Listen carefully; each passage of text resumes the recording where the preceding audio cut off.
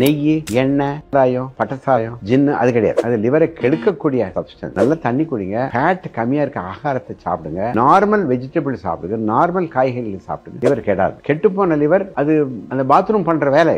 லிவருங்கிறது கெட்டுப்போன substance detox பண்ணி வெளியே தள்ளுறது. So liver is very important. லிவர்னால வியாதி வருது. லிவர்ல கேன்சர் வருது, லிவர்ல பித்தப்பையில கல் வருது, அது வேற.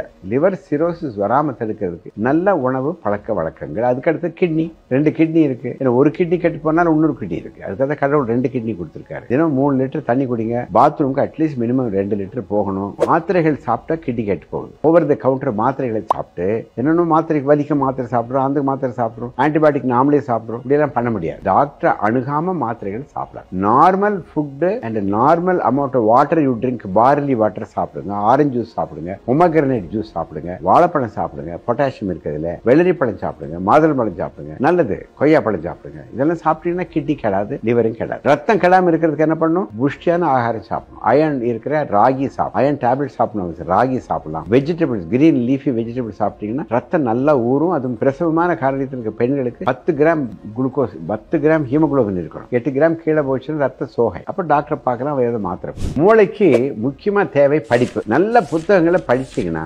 அல்சைமர் டிசீஸ் வராது. ஞாபக சக்தி குறையிறது பேர் தான் அல்சைமர் டிசீஸ். அதனால கண்ணும் தெரியும், நல்லா தெரியும். 1 மணி நேரம் படிச்சா போதும். ஏதோ உங்களுக்கு பிடிச்ச புத்தகத்தை, நல்ல புத்தகத்தை, கதை புத்தகம் இல்ல, நல்ல புத்தகத்தை படிங்க. மூளைய சிறப்பா வச்சுக்கிறதுக்கு படிக்கிறது ஒண்ணு. 2வது லங்ஸுக்கு நல்ல மூச்சு பயிற்சி.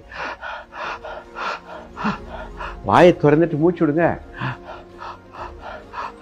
ஒரு 3 நிமிஷத்துக்கு 30 தடவை மூச்சு விடுங்க. உள்ள ஆக்சிஜன் போகுது, கார்பன் டை ஆக்சைடு வெளியே வருது, ஆக்சிஜன் போகுது, பிராணவாயு உள்ள போகுது, கரிய மேல வாயு வெளியே வருது. இதுதான் பிராணயாமா. அப்புறம் என்ன பிராணயாமா? இப்படி மூச்சு விட்டு, இப்படி மூச்சு விட்டு அப்படியெல்லாம் பண்ண வேண்டியதில்லை.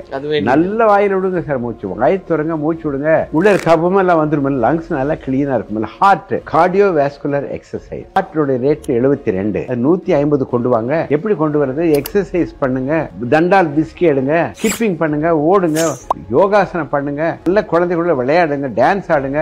Heart speed up. Heart, lungs, brain, liver. லிவருங்கிறது நமக்கு டீடாக்சிங் ஏஜென்ட். லிவருக்கு ஆகாரம் கிளைகோஜன், குளுக்கோஸ் கிளைகோஜன். நெய், எண்ணெய், சாராயம், பட்டசாராயம், ஜின்னு அது கிடையாது. அது லிவரை கெடுக்கக்கூடிய சப்ஸ்டன்ஸ். நல்ல தண்ணி குடிங்க. ஃபேட் கம்மியா இருக்க ஆகாரத்தை சாப்பிடுங்க. நார்மல் வெஜிடபிள் சாப்பிடுங்க. நார்மல் காய்கறிகள் சாப்பிட கெடாது. கெட்டுப்போன லிவர் அது அந்த பாத்ரூம் பண்ற வேலை. லிவருங்கிறது கெட்டுப்போன சப்ஸ்டன்ஸ் டீடாக்ஸ் பண்ணி வெளியே தள்ளுறது. So liver is very important. லிவர்னால வியாதி வருது. லிவர்ல கேன்சர் வருது, லிவர்ல பித்தப்பையில கல் வருது, அது வேற. லிவர் சிரோசிஸ் வராம தடுக்கிறதுக்கு நல்ல உணவு பழக்க வழக்கங்கள். அதுக்கடுத்து கிட்னி, 2 கிட்னி இருக்கு. ஒரு கிட்னி கெட்டு போனால் இன்னொரு கிட்னி இருக்கு. அதுக்காக கடவுள் 2 கிட்னி கொடுத்திருக்காரு. தினம் 3 லிட்டர் தண்ணி குடிங்க. பாத்ரூமுக்கு அட்லீஸ்ட் மினிமம் 2 லிட்டர் போகணும். மாத்திரைகள் சாப்பிட்டா கிட்னி கெட்டு போகுது.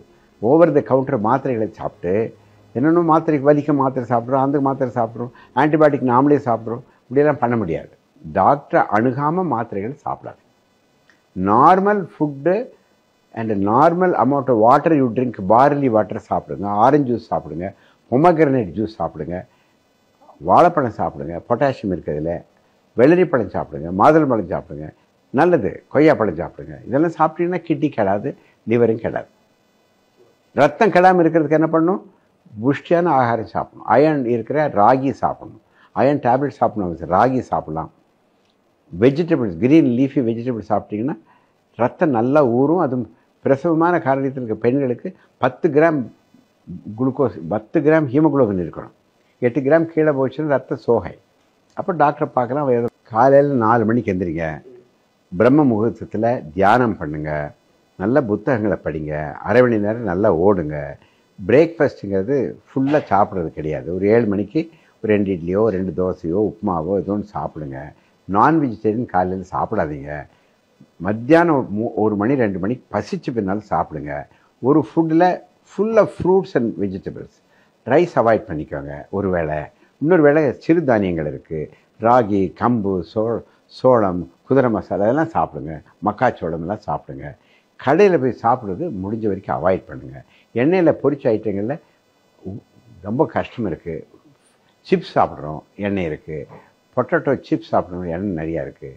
மீன் குழம்பு, வறுத்த மீன், ஃப்ரைடு மீனுக்கு பதிலாக கொதிக்க வச்ச மீன் சாப்பிடுங்க.